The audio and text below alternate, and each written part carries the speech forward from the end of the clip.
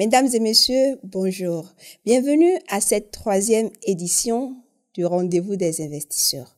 Aujourd'hui, nous avons une émission spéciale pour vous. Nous avons une émission qui est dédiée à une catégorie précise de personnes, mais tenez-vous bien, quelle que soit votre catégorie, vous devriez rester parce que d'une manière ou d'une autre, vous les connaissez, elles agissent sur vous, elles vous impactent et vous gagneriez à ce qu'elles soient financièrement indépendante. Aujourd'hui, pour cette édition du mois de mars, nous parlerons d'un sujet important. Nous parlerons de l'autonomisation financière des femmes dans nos sociétés.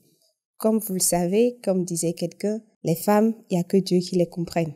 Elles ont des envies spécifiques, elles ont des comportements spécifiques qui font que quand on vient à en parler d'argent, il faut leur dire certaines choses. Et qui de mieux que des femmes pour leur parler de ces enjeux et de ces sujets qui nous intéressent tous. Restez avec nous jusqu'à la fin, messieurs et mesdames, parce que si vous êtes une femme, vous êtes au bon endroit, et si vous êtes un homme, vous avez des filles, des sœurs ou des femmes, ou bientôt vous en aurez. Donc, gardez le cap avec nous et nous entamons cette édition avec nos 2 invités.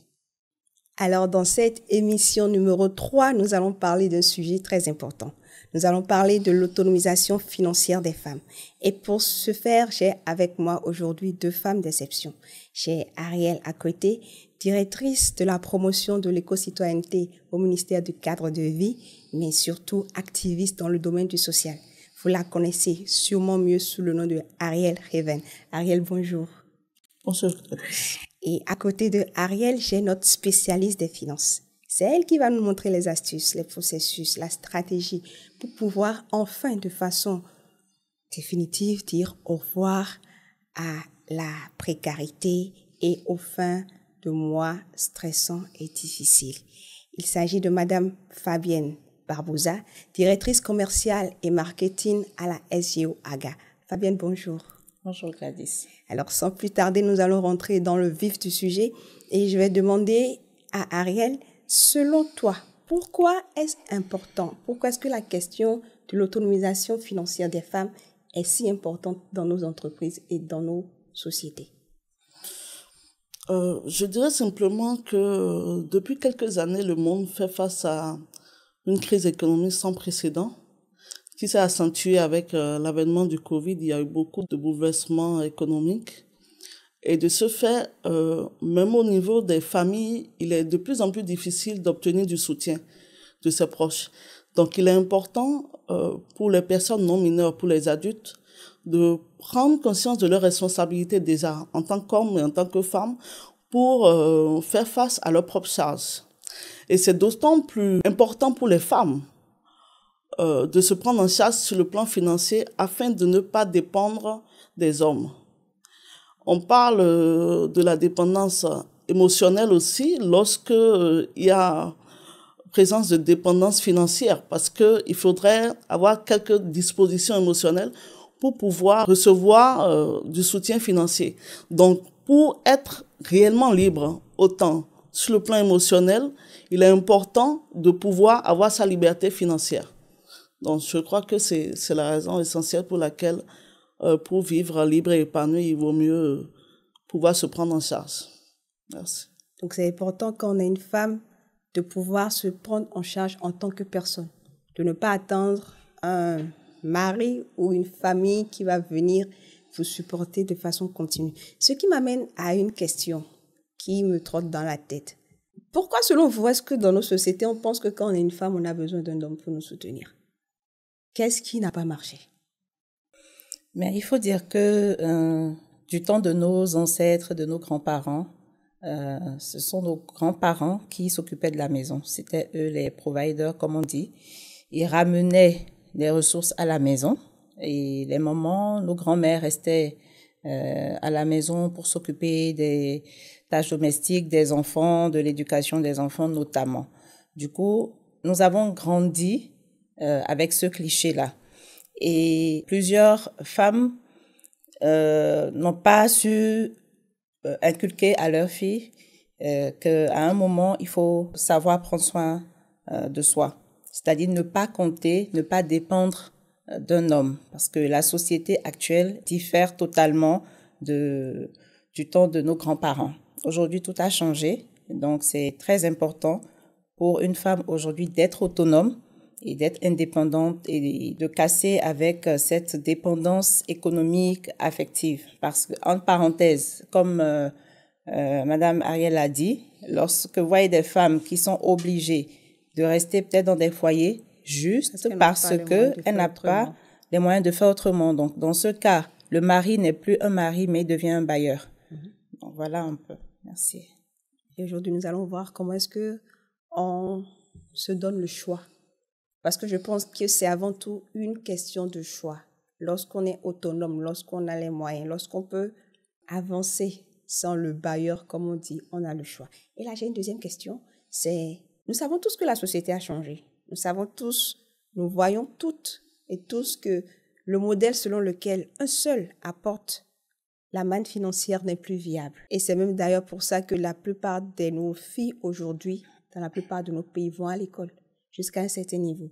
Et là, j'ai une question. Là, on a parfois des dames qui ont été à l'école, qui ont été excellentes, dans lesquelles les parents ont investi pour les envoyer à l'école, qui ont eu des diplômes, qui ont même parfois commencé à travailler, mais qui, parce qu'elles trouvent un mari pour une raison ou pour une autre, finissent par déposer tout ce potentiel de génération de revenus et qui viennent s'asseoir à la maison. Qu'est-ce qui fait ça et surtout, comment est-ce qu'on fait pour changer ce type de mentalité qui crée beaucoup plus de problèmes qu'il n'en résout vraiment? Je crois que dans une certaine mesure, il s'agit, pour commencer, de la vision du couple. Parfois une vision consentie par les deux parties ou parfois parce que le mari l'a imposée.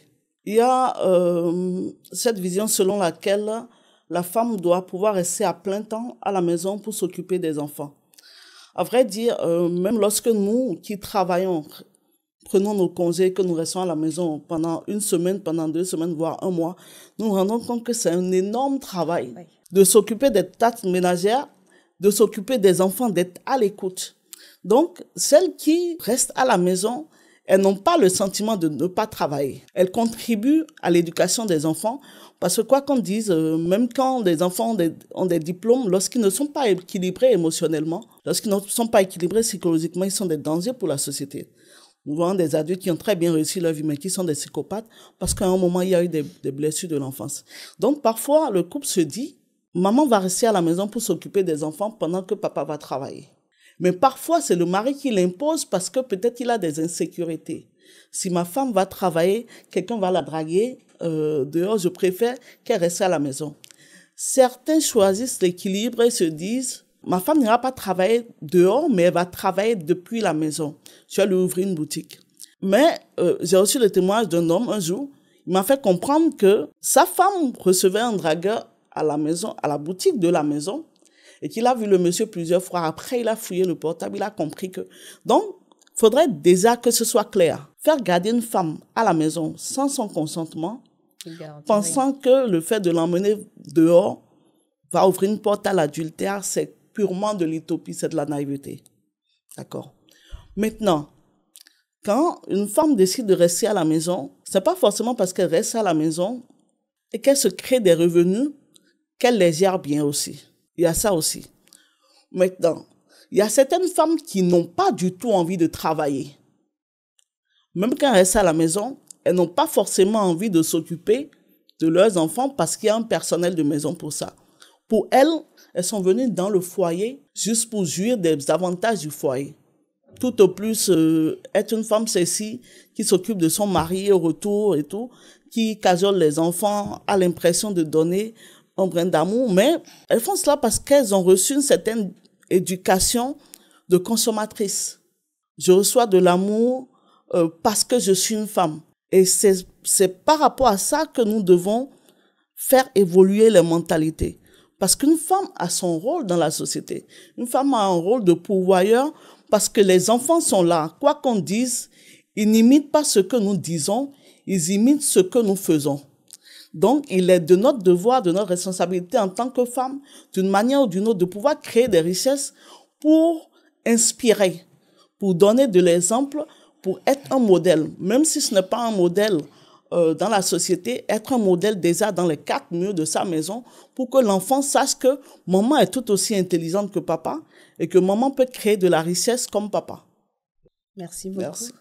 Et cela m'amène à demander à Fabienne. On parle beaucoup d'inégalité entre les femmes et les hommes quand il s'agit de finances, mais dans d'autres domaines également, mais ce qui nous intéresse aujourd'hui, c'est principalement les finances. J'aimerais savoir, est-ce que dans vos portefeuilles, est-ce que dans les clients que vous voyez, aussi bien en quantité qu'en importance, cette inégalité est vraiment vérifiée? Merci Gladys. Cette inégalité est pesante. Elle est là. Elle crève les yeux, comme on dit. Il y a beaucoup plus d'hommes qui investissent, des femmes pas vraiment. C'est vrai qu'il faut dire on constate une progression comparativement à il y a 5 ans, 10 ans. Mais l'inégalité est toujours là. Tout simplement parce que, comme Madame Ariel a dit tantôt, il y a un système de pensée qui fait croire que la femme est faite pour la maison, pour la cuisine. Du coup, elle ne s'intéresse pas vraiment aux finances. Elle ne s'intéresse pas vraiment à tout ce qui est éducation financière, comment assurer son avenir financier. Pour elle, elle est dans un foyer et monsieur est là, donc c'est suffisant.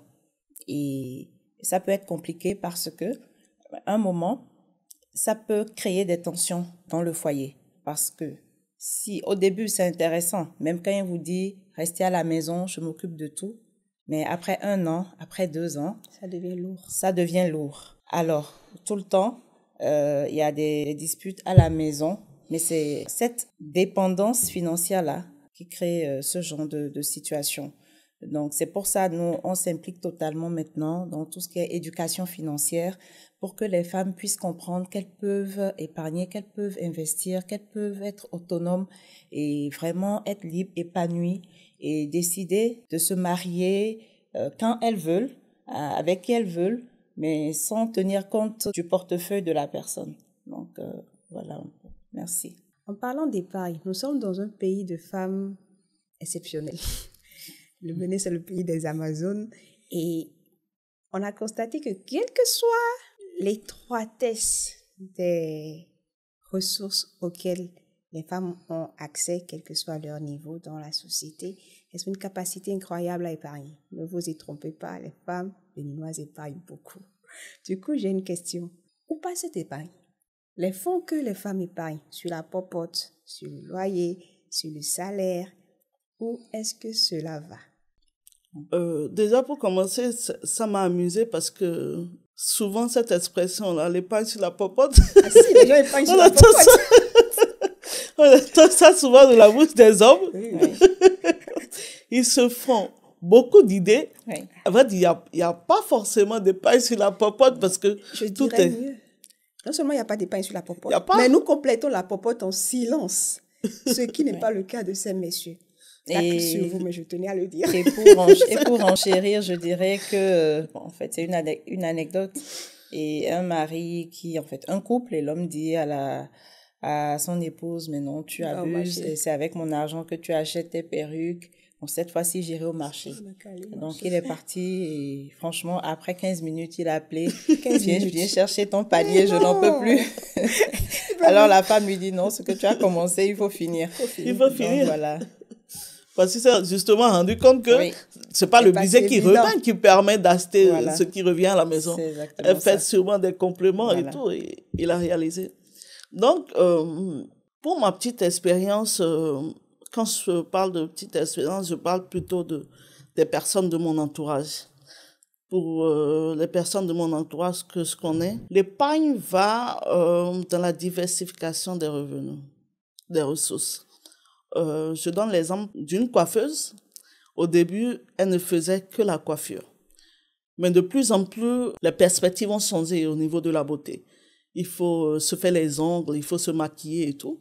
Donc, elle a compris avec l'avènement des perruques qu'à moins d'avoir beaucoup de ressources pour s'acheter des perruques de qualité que les gens veulent, ce qu'elle n'a pas les moyens de s'offrir, elle a compris qu'il fallait diversifier son savoir.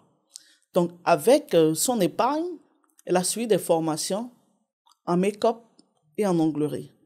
Et j'ai discuté avec elle la dernière fois, elle m'a fait comprendre qu'elle a 2 caisses. Donc, il y a une caisse pour les revenus de make-up. Cette caisse, ça lui permet de payer les frais de TD de ses enfants. Et la caisse pour l'onglerie, qui lui permet de gérer son revenu au quotidien. Donc finalement, ce sont les revenus issus du salon de coiffure qui lui permettent de se planifier sur 6 mois, sur 1 an, etc. Donc, de nos jours, les femmes font des tontines et lorsqu'elles récupèrent l'argent, elles essaient d'investir dans des domaines où elles ont en quelque sorte un savoir-faire. Parce que de nos jours, c'est très clair que lorsque tu confies des sources de revenus à quelqu'un pour que la personne puisse gérer, ça va dans tous les sens. Donc, il faut pouvoir s'assurer d'avoir son trésor près de soi et de pouvoir gérer à sa manière. Comme ça, même si toutefois, tu sais comment tu es tombé, tu sais quelles leçons en tirer pour mieux te relever.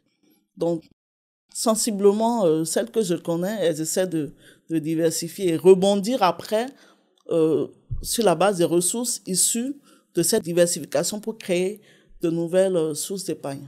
Merci. Créer de nouvelles sources d'épargne, ça c'est l'un des moyens. Je demanderai à Madame Fabienne, depuis votre perspective de financière, est-ce la seule, est-ce la plus efficace? Qu'est-ce qu'on peut faire d'autre? Lorsque vous épargnez, déjà je rappelle que l'épargne, ce n'est pas le montant ou la somme qu'on met de côté quand on a fini de faire toutes ses dépenses. La femme doit avoir, ou toute personne doit avoir un budget très clair, un montant défini qui est mis de côté systématiquement, avant même de commencer à effectuer les dépenses. Ce n'est pas après avoir dépensé 1 million que vous direz, bon, il me reste 2000 francs, j'épargne. Ça ne marche pas comme ça. Alors, l'épargne ne vous rendra pas riche non plus. Aujourd'hui, il y a les tontines, il y a des caisses traditionnelles là, en bois. On voit beaucoup aujourd'hui les challenges où on casse la caisse à la fin de l'année. Il y en a qui réussissent. Mais imaginez, cette épargne-là est restée sous un lit, dans une chambre, et n'a rien généré en fait. Lorsqu'on épargne, on doit pouvoir diversifier, comme l'a dit Madame Ariel. Et la diversification, ça passe aussi par l'investissement. Donc, épargner, d'accord, mais l'épargne ne vous rendra pas riche. Ce qui va vous permettre de générer de l'argent, de vous faire de l'argent même en dormant, c'est l'investissement. Donc, c'est très important d'investir. Et c'est pour ça que nous sommes là, à l'Africaine de gestion d'actifs, pour accompagner, écouter, accompagner et surtout, en fonction du besoin de chacun, des projets de chacun, déterminer quel plan, quelle formule peut convenir à cette personne-là. D'accord. Merci. Et j'ai envie de demander à Ariel, vous qui connaissez beaucoup de femmes, est-ce que le principe ou le concept de l'investissement est connu et répandu parmi les gens de votre entourage? Est-ce que c'est quelque chose qui est connu, c'est quelque chose qui est adopté? Est-ce qu'on y pense? Le principe de l'épargne, comme l'a dit Madame Fabienne tout à l'heure, je crois que jusqu'à ce qu'elle donne sa définition tout à l'heure, je n'avais pas moi-même cette définition aussi. De l'épargne. Oui, de l'épargne aussi approfondie, aussi professionnelle. Pour la plupart, nous pensons que l'épargne constitue ce que nous mettons de côté après avoir géré de façon rationnelle nos dépenses. Alors que de ce que je comprends, l'épargne doit être consciente, doit être volontaire, doit être une action disciplinée. Et même systématique. Systématique. La volonté systématique, lorsque nous avons 100 000 francs de revenus, de décider en son fort intérieur de mettre 20 000 francs de côté et de faire avec les 80 000 francs qui restent. Donc, si je m'en tiens à cette définition-là, quand je discute autour de moi, non, je connais pas beaucoup de personnes, sauf les personnes qui veulent investir dans leur business. Et là, on parle d'investissement, ce n'est pas une épargne dormante, d'accord? Donc, même moi, à mon niveau, non. Donc, il aurait fallu que je sache que ça se fait pour que dans mes échanges avec les autres, je puisse savoir que d'autres personnes font la même chose pour pouvoir répondre positivement. Donc, je viens de gagner un plus de nos échanges, en fait. Merci Fabienne. Et du coup, je profite pour vous dire que notre émission numéro 2 avait pour thématique « Comment faire travailler votre argent pour vous ?» Si vous n'avez pas encore regardé cette émission, je vous la conseille. Parce que, entre autres choses, nous avons appris que tu pouvais gagner de l'argent, tu pouvais épargner une partie et que au lieu de forcément réinvestir cet argent dans un business qui va te prendre plus de temps, te demander plus de tension, tu peux l'investir dans des actifs. Et l'avantage des actifs, c'est que tu dormes, que tu joues, que tu travailles. Eux, c'est de l'argent qui travaille pour toi. C'est ton argent que tu as comme employé et qui te permet de travailler. Du coup, je me dis que cette émission, mesdames et messieurs, si vous la regardez seule, vous devriez la partager parce que c'est important de dire à une sœur, de dire même à votre future épouse ou à une mère, ce n'est pas que ça, il y a autre chose. Parce que pendant longtemps, nous, on ne savait pas qu'il y avait autre chose. On pensait que tu devais épargner et même celles qui investissent dans leurs activités sont sages. Nous, on épargnait pour acheter des Vlisco, on épargnait pour acheter, pour certaines des motos, il faudrait acheter de l'essence, pour acheter des voitures. Au mieux, on en a parlé dans l'émission dernière, je ne suis pas sage, je vous rappelle juste l'émission dernière. Au mieux, on épargne pour construire une maison. Et qu'est-ce qu'une maison te rapporte comme frais? Zéro, moins les impôts sur les bâtiments que l'État viendra générer ou prélever. Du coup, c'est important de dire aux femmes, aux jeunes filles et même aux hommes, parce que les femmes sont complexes. Si ça marche pour les femmes, c'est sûr que ça marchera pour les hommes, parce que nous, on est assez particulière, de leur dire, oui, vous travaillez, oui, vous épargnez, mais vous pouvez encore faire un mal supérieur et demander à votre argent de travailler pour vous. Parce que même quand vous le réinvestissez, vous continuez quand même de faire travailler cet argent avec votre énergie, avec votre temps, avec vos compétences, avec le risque qu'il y a que ça foire, que ça ne marche pas. Moi, je me rappelle, j'ai fait une belle cagnotte, j'ai fait une activité, ça n'a pas marché. Je ne sais pas pour vous. Ah, cette histoire. Mais ça n'a pas marché. Tu la connais aussi. Ça n'a pas marché. Si c'était de belles intentions, ça aurait pu. Mais ça l'a pas. Et nous ne sommes pas les seuls. Ça veut dire 2 sur 3. Donc, vous pouvez le faire. Mais comme dit quelqu'un, ne mettez pas tous vos œufs dans le même panier. Donc, il y a cette information-là partagée pour que d'autres l'aient. Mais il y a aussi autre chose, c'est que les gens disent, les investissements, là, moi, je n'ai pas des millions à investir. Pas bien, on n'a pas des millions à investir. Comment est-ce qu'on fait? Parce que dans nos têtes, c'est lourd, ça demande beaucoup de capital. Mais dans les têtes, c'est lourd, mais c'est pas lourd quand on va s'asseoir au restaurant tous les week-ends pour manger, dans des maquis pour manger du poisson braisé. Et je pense que ça doit être lourd aussi à ce moment-là. Je pense que pour investir, il faut de la discipline. Et la discipline ramène à la notion de budget. Et le budget ramène à la notion d'objectif. Parce que quelqu'un qui n'a pas d'objectif, quelqu'un qui n'a pas une vision, ne peut pas épargner et ne peut pas investir. Donc déjà, c'est de s'asseoir avec soi-même, de faire le point de toutes ces entrées, de faire le point de tous les achats compulsifs qu'on aime bien faire, de toutes ces dépenses-là inutiles, et de faire le point. Lorsque vous faites seulement le point de ces dépenses inutiles-là, vous vous rendrez compte que vous pourrez commencer à investir ce montant-là. Donc, c'est de définir un budget très clair et de commencer petitement. Et c'est pour ça, je reviens encore sur cette notion que nous sommes là, que nous sommes maintenant dans les séances de sensibilisation pour démystifier en fait la chose. Parce que beaucoup, effectivement, pensent que quand on parle d'investissement, et ils se disent, mais c'est des millions, et c'est pourquoi on essaie de ne pas être en costume tout le temps non plus, parce que investissement plus costume, ça fait beaucoup de millions. Ça fait quelque chose. Alors, on essaie d'aller vers la population, de sensibiliser, d'expliquer qu'il faut faire ce budget-là, qu'il faut épargner et ensuite investir. Même si vous épargnez, vous compensez avec 10 000 francs tous les mois. C'est quelque chose. Lorsque vous allez compenser avec 10 000 francs et que vous allez voir ce que ça vous génère, personne ne vous dira qu'il faut augmenter la mise. Donc, l'appétit vient en mangeant, comme on dit. Donc, c'est déjà de commencer. Il faut faire le pas. Il faut être motivé. Mais pour être motivé, il faut avoir des objectifs et une vision claire.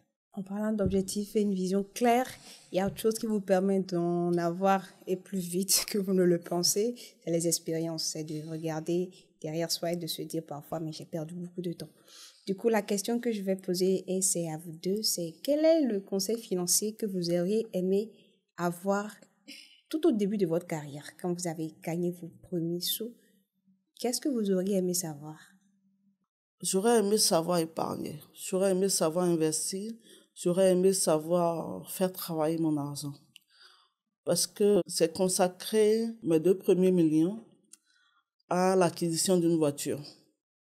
2 millions et quelques pour une voiture que je n'ai pratiquement jamais conduite en 2 ans avant de la revendre. Et je voulais matérialiser cet effort-là parce que je me dis, j'ai galéré pendant un moment, il faut quand même que je puisse me faire plaisir. Je me suis saignée, je me rappelle à ce poste, à chaque mois, je mettais 150 000 francs de côté. Et je ne savais pas quoi en faire. Je voulais juste me sentir capable d'avoir pu mettre de l'argent de côté. Et lorsque mes caisses se sont enflées, je me dis, mais qu'est-ce que je vais faire avec cet argent maintenant pour sentir que je suis riche? Je me suis dit, ce serait bien d'acheter une voiture. Et quand je pense que cette voiture-là, en ce moment, la plupart de mes amis l'ont roulée. Elle était toujours au garage. Et je prenais Zem pour aller travailler. Pourquoi? Parce que je n'aimais pas conduire. Ah. Je voulais juste avoir une voiture pour avoir l'impression que j'avais évolué. Et tous mes amis savaient que ma voiture était garée à la maison. Non, ah, Ariel, j'ai besoin de ta voiture. Je dis, OK, va à la maison, demande telle et prends la clé. Et quand il y avait casse, je réparais encore. Donc, en ce moment-là, j'imagine que si quelqu'un m'avait dit, fais travailler ton argent pour toi, et m'avait dit comment ça se passait, quand même 2 millions 500, depuis quelques années, aujourd'hui, ça m'aurait rapporté quelque chose. Peut-être qu'en temps, je l'aurais dépensé, mais aujourd'hui, ça m'aurait quand même rapporté quelque chose. La deuxième chose que j'aurais aimé savoir, j'ai eu à faire un prêt. J'ai eu à faire un prêt parce que j'étais en CDI, et tout le monde autour de moi avait de prêts. Moi, je n'en avais pas. J'étais pas mariée, j'avais pas d'enfants, j'avais personne dans ma vie. Et je me dis, il vaut mieux avoir de l'argent que de ne pas en avoir, même si ce n'est pas mon argent, de toutes les façons, tant que je l'ai légalement. Il vaut mieux avoir de l'argent pour se sentir riche.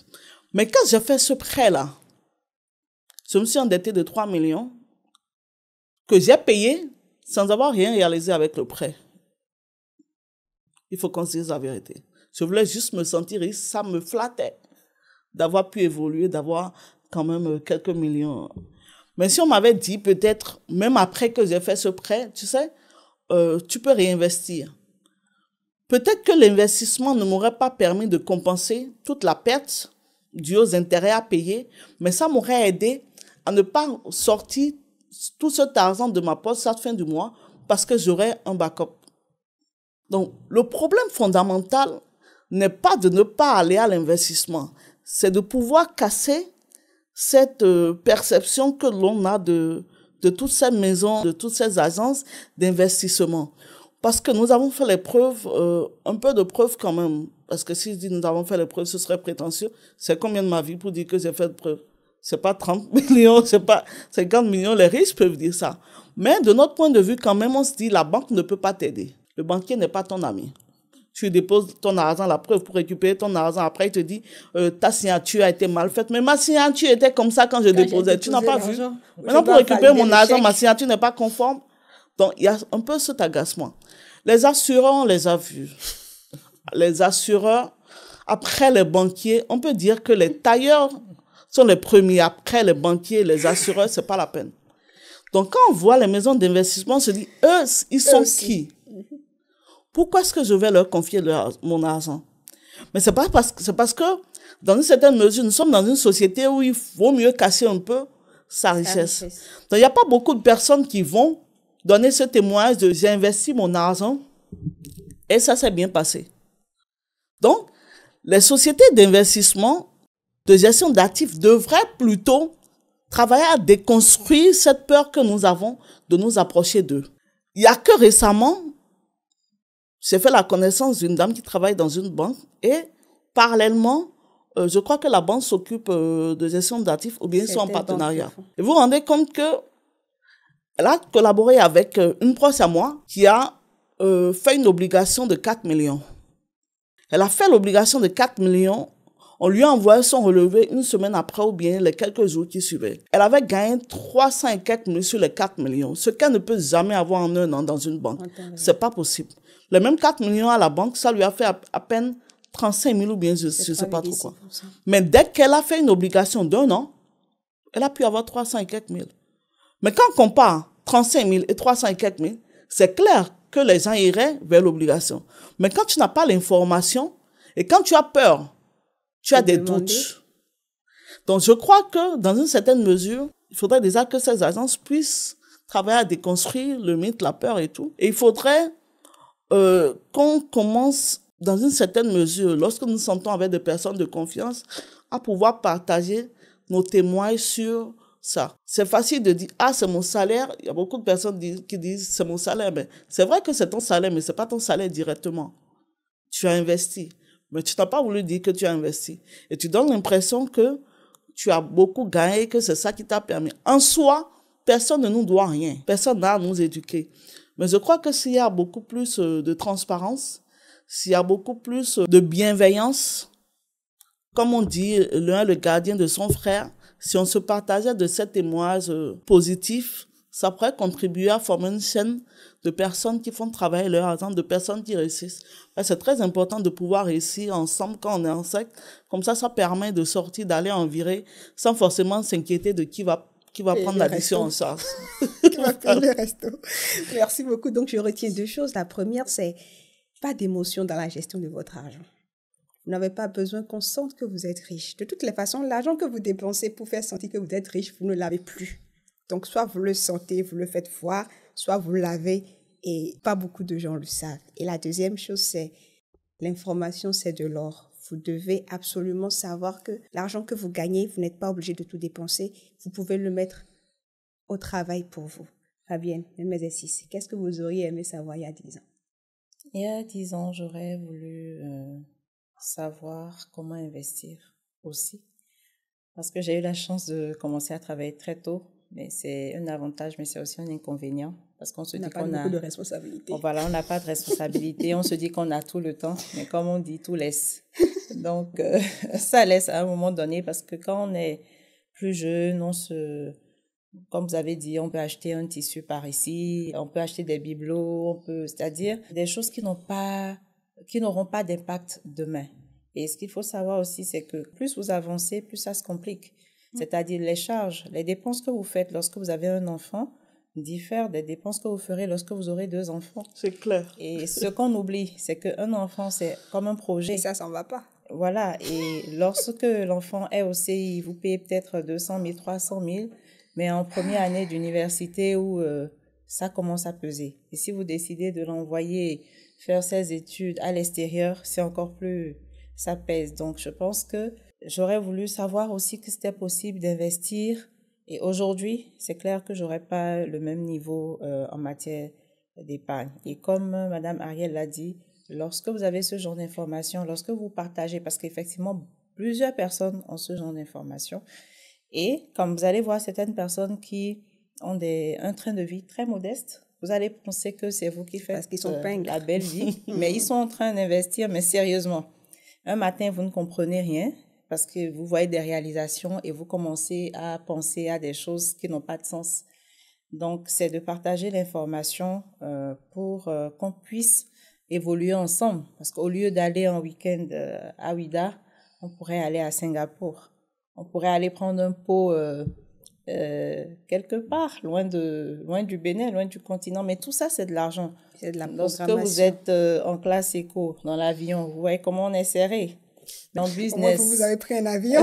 En business, votre âme est dans la joie. Vous sentez que Dieu même prolonge votre vie, en fait. Parce qu'il est fier. Il est fier de la façon dont vous gérez l'argent. Donc, je pense que c'est très important pour nous qui sommes parents aujourd'hui d'apprendre déjà aux enfants, d'avoir de petites caisses, commencer à épargner, mettre de l'argent de côté. Et quand une mamie demande à faire quelque chose, dire voilà, tu as économisé combien?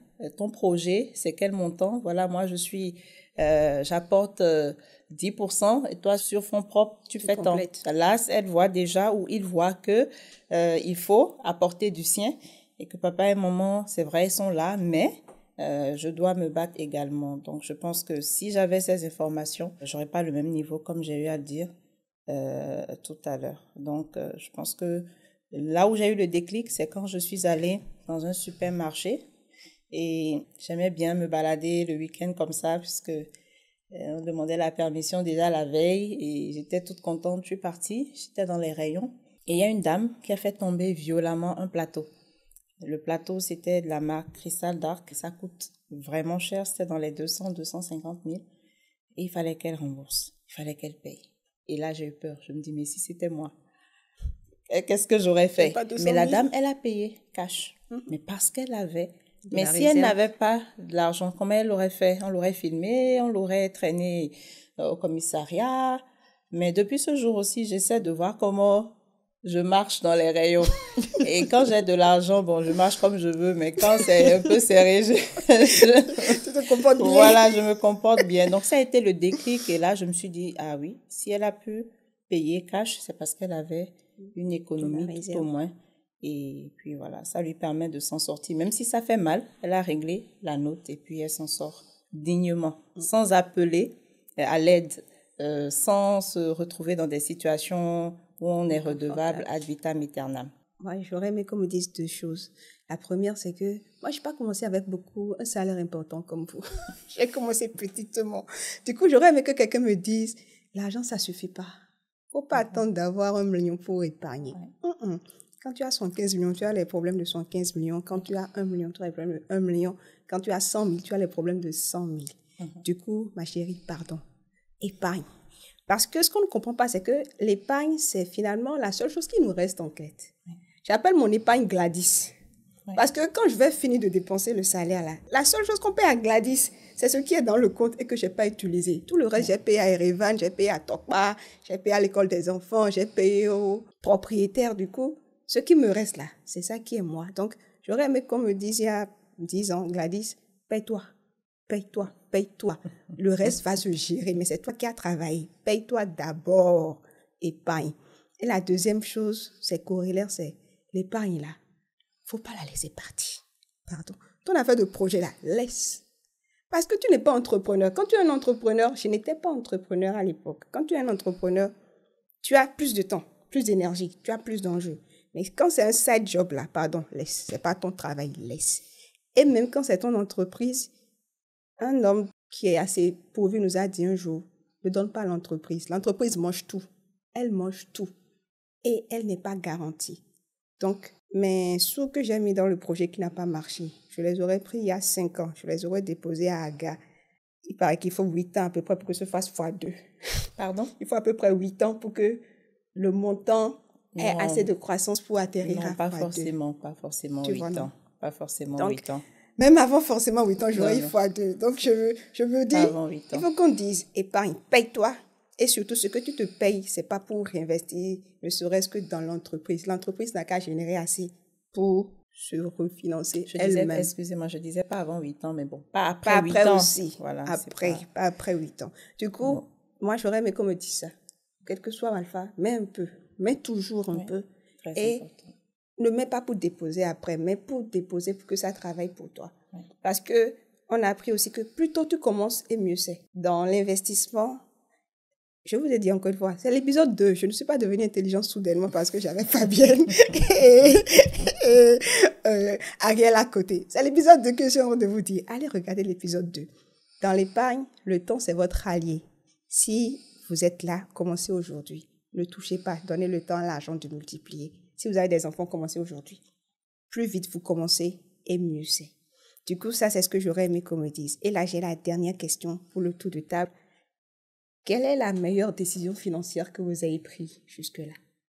La meilleure décision financière, je l'ai prise seulement récemment. Et comme je l'ai dit, le déclic a été après mes échanges avec une personne qui était dans la gestion des actifs.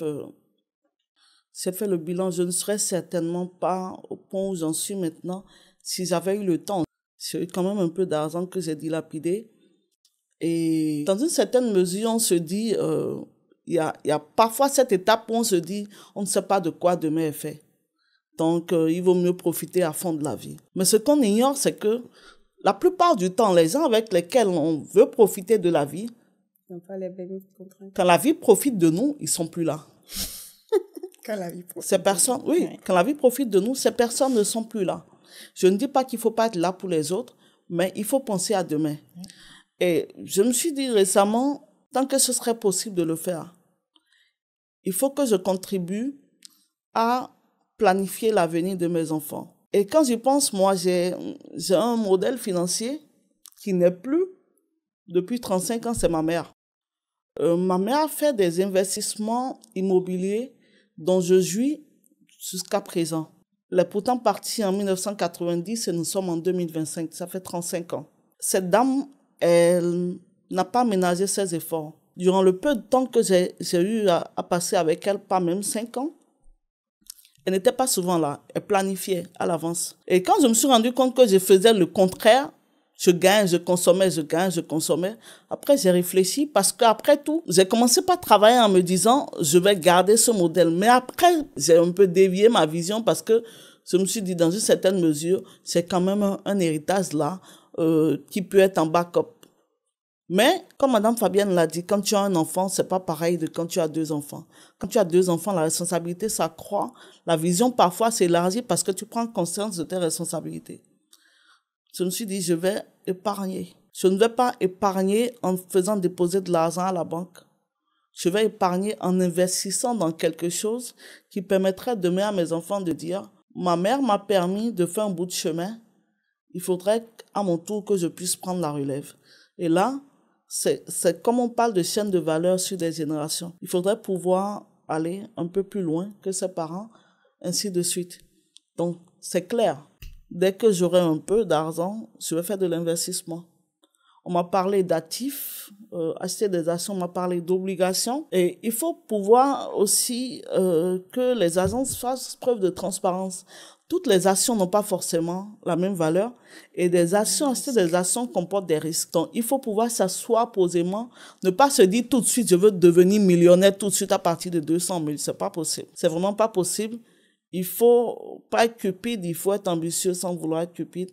Et je pense que désormais, depuis 2 mois, je réfléchis ainsi. Investir sur le long terme, investir pour laisser mon pas à la postérité afin que demain, que quelqu'un d'autre puisse mettre ses pas dans les miens. Merci beaucoup. Merci. Investir et confère émission numéro 1. Tous les actifs n'ont pas le même risque ni les mêmes promesses de retour sur investissement. Si vous avez loupé les épisodes, rattrapez-vous parce qu'il y a beaucoup de choses que nous avons dites et qui seraient plus utiles. Alors Fabienne, dites-nous, quelle est la meilleure chose que vous avez décidé de faire financièrement? La meilleure chose, c'est d'avoir stoppé toutes les dépenses inutiles, en fait. De vraiment m'asseoir avec moi-même pour me dire, Fabienne, où est-ce que tu vas? Et est-ce que tu as vraiment besoin de telle chose ou de telle chose? J'aime fonctionner par système d'enveloppe. Donc, je mets ce qu'il faut dans l'enveloppe prévue. Si c'est fini. Lorsque c'est terminé, c'est terminé. On attend d'avoir renfloué l'enveloppe. Donc, je pense que ça m'aide énormément. Et comme Madame Ariel l'a dit, c'est très important parce que d'avoir un style de vie. Aujourd'hui, on est dans une société de consommation. Parce que j'ai vu Madame Gladys porter du Vlisco, je veux faire pareil. Alors qu'on n'a pas forcément le même pouvoir d'achat. Je peux tout aussi bien acheter mon tissu qui coûte peut-être pas Vlisco, mais bien coûte ce tissu-là et le mettre en valeur. Je peux ne pas porter des sacs, des marques, mais il y a des no-name qui font chic. Donc c'est de revoir, d'avoir revu totalement la façon de gérer, de faire un budget clair et de me dire, voilà, je vais être à tel niveau d'ici 5 ans, d'ici 10 ans. Et c'est très important ce que Madame Ariel a dit. Aujourd'hui, nous parlons de chômage, nous parlons de beaucoup de choses, mais si nos parents, nos mamans du marché, savaient qu'on pouvait, c'est vrai qu'elles font beaucoup de tontines, elles sont dans les institutions de microfinance. Il y a quelques-unes qui viennent pour parler de leur épargne complémentaire parce qu'elles ne sont pas fonctionnaires, leur santé. Il y en a qui viennent dire, mais je voudrais que mon enfant aille aux États-Unis dans 10 ans. Elles ont les moyens, mais d'autres n'ont pas l'information. Mais donnons la chance aux enfants, et parce que lorsque même il n'y a pas d'emploi comme on le dit, on peut remettre un capital à l'enfant. Imaginez un enfant qui finit, vous lui dites, voilà, j'ai 20 millions pour toi. Il va créer une entreprise, il va créer des emplois. C'est bon pour l'économie ou à une croissance économique. Et c'est très important aussi parce que lorsqu'on a les moyens, on peut décider, on peut prendre de bonnes décisions. Vous pouvez décider d'envoyer vos enfants faire des études à l'étranger parce que des fois, le fait de ne pas trouver de l'emploi est la conséquence du manque de compétences. lorsque vous avez de bonnes compétences, je pense qu'on vous court après. Et lorsque vous envoyez un enfant faire ses études aux États-Unis, ça ne veut pas dire que forcément quand l'enfant va aux États-Unis ou au Canada, il revient forcément avec des diplômes. Mais devant un recruteur, il voit une université nationale, il voit Sorbonne ou Harvard. Le choix est clair. Donc donnons la chance à nos enfants de faire ces études-là, d'avoir de la compétence pour quand même être compétitif aussi sur le marché de l'emploi. Donc, je pense que c'est très important aussi, comme Madame Marielle l'a dit, et on va le faire beaucoup plus. C'est ce qu'on essaye de faire déjà à travers le rendez-vous des investisseurs, d'aller informer, parce qu'il y a plusieurs qui n'ont pas l'information. Et il y a plusieurs qui tombent aussi en de mauvaises mains. C'est-à-dire, on promet, on ne comprend pas vraiment, mais comme on lui a dit déjà 10%, 20%, on court, mais après, la personne disparaît. Aujourd'hui, il y a des gens qui vous demandent, mais est-ce que la société de gestion d'actifs, est-ce que c'est le système de Ponzi? Mais c'est pas la même chose. Mais lorsque la personne n'a pas l'information, c'est un problème. Il y a aussi les traumas. Quand on parle de placement, on se dit, mais non, vous êtes des voleurs, mais non, il faut comprendre. Et par exemple, nous, on a le fonds commun de placement AGA Confort Plus. Pour les personnes qui aiment le confort, c'est confortable, c'est un fonds obligataire. Et on a le FCP AGA Capital Plus pour les personnes qui aiment le risque comme moi. C'est un fonds diversifié, il y a les actions et les obligations, mais c'est tout aussi intéressant. Mais c'est pour dire, en fonction de ce que vous voulez, de votre objectif, nous sommes là pour vous accompagner, pour qu'on puisse atteindre ensemble l'objectif et surtout pour avoir une économie forte et des femmes fortes, en fait, qui peuvent décider, parce que la femme forte peut décider, on entend sa voix, et à la maison même, vous avez la paix. Les hommes ont la paix parce que lorsque vous êtes au travail et que madame appelle pour dire, bon, le sel est fini, je t'attends, Le gaz est fini. envoie Momo 500 pour que j'achète. C'est-à-dire, le monsieur même, il se dit, mais quel est l'avenir de mes enfants? Parce que si pour 500, on doit m'appeler, alors ça va être compliqué. Donc, ça va faire, et quelque part aussi, ça tue le charisme. Donc, je pense que on a intérêt à faire le job ensemble, à être soudés pour une belle croissance économique et pour l'autonomisation de la femme. Je vous remercie. Merci à vous. Merci Fabienne. Merci Ariel d'avoir été des nôtres ce jour. Donc, rappelez-vous, pas d'émotion, ne dépensez pas tout. N'achetez pas les choses de façon compulsive. Pensez à demain, il n'est jamais trop tôt pour commencer.